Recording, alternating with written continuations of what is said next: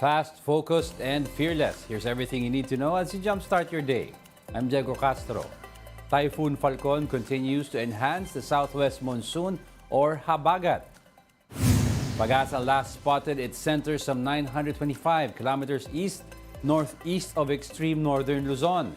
It packs winds of up to 175 kilometers per hour and gustiness of up to 215 kph. Falcon is now likely at its peak intensity, although it is still possible to intensify into a super typhoon. It may exit the Philippine area of responsibility this afternoon or evening. A typhoon will then pass south of Okinawa Islands between tonight and tomorrow morning. Falcon no longer has any direct effect over the country, but it will continue to enhance habagat. Occasional to monsoon rains are still expected over the western portion of Luzon in the next 3 days. These include Zambales, Bataan, Metro Manila, Pangasinan, Pampanga, Bulacan, and Occidental Mindoro. Classes in all levels are suspended today, August 1, in Calasiao and Dagupan in Pangasinan, as well as in San Simon and Candaba in Pampanga. Government work is also suspended in some areas in Pampanga, including Masantol. The same goes for the entire province of Bulacan. Several provinces are now under state of calamity due to torrential rains and widespread flooding. Here's the report.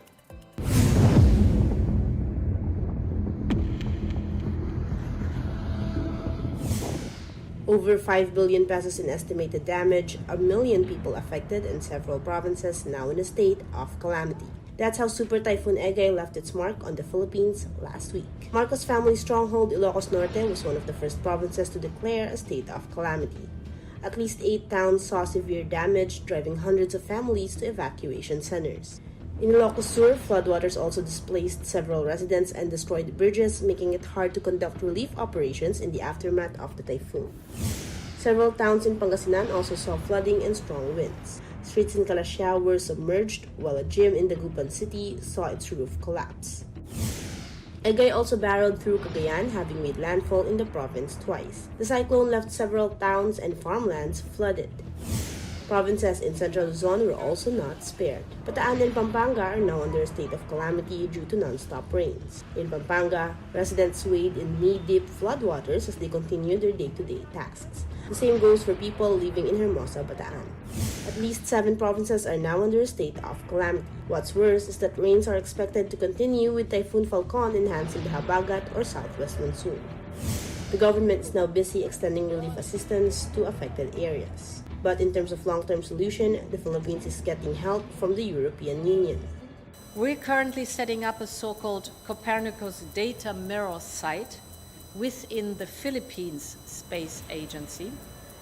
And we have just signed an agreement to boost the flow on Earth observation data.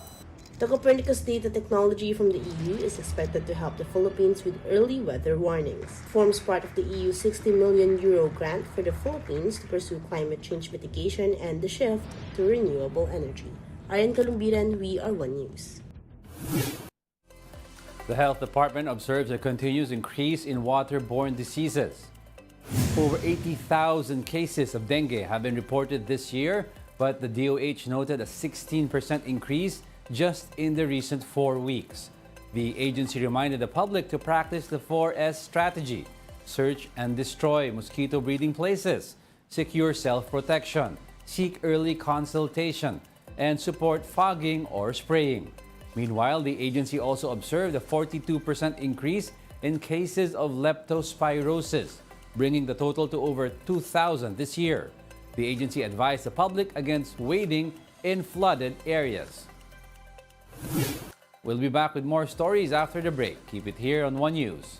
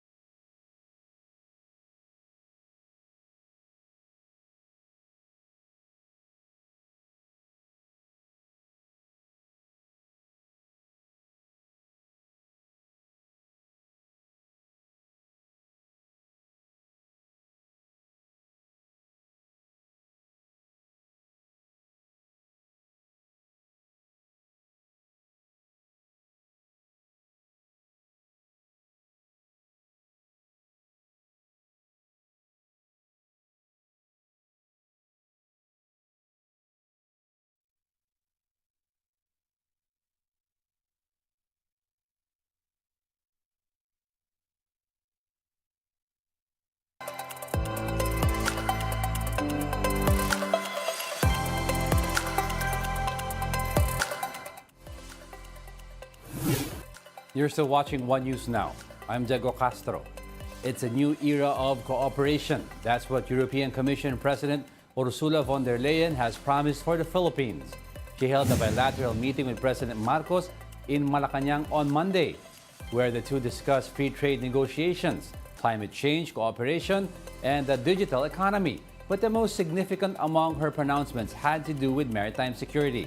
She said the European Union stands ready to strengthen cooperation with the Philippines in this regard.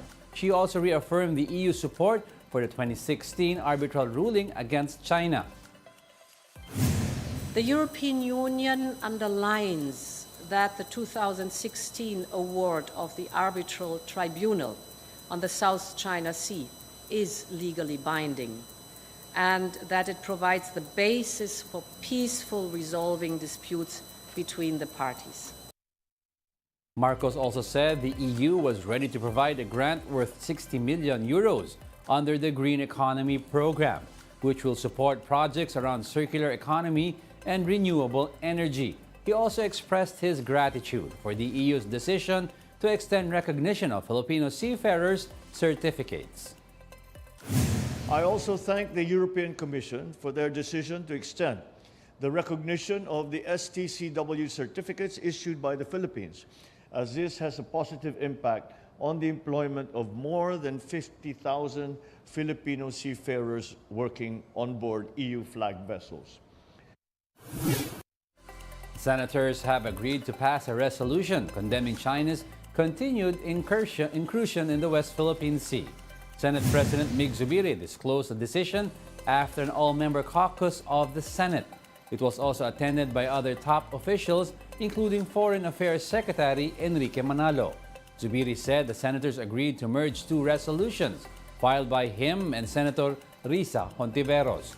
Hontiveros earlier called on her fellow lawmakers to raise the issue before the United Nations.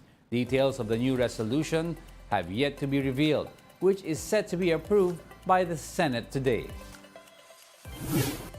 A big-time round of oil price hikes takes effect today, August 1.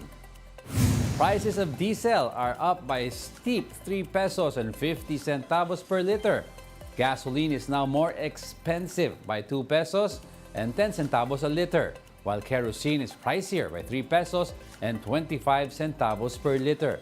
This is the third consecutive week that fuel prices saw a hike, virtually canceling out rollbacks since the beginning of the year.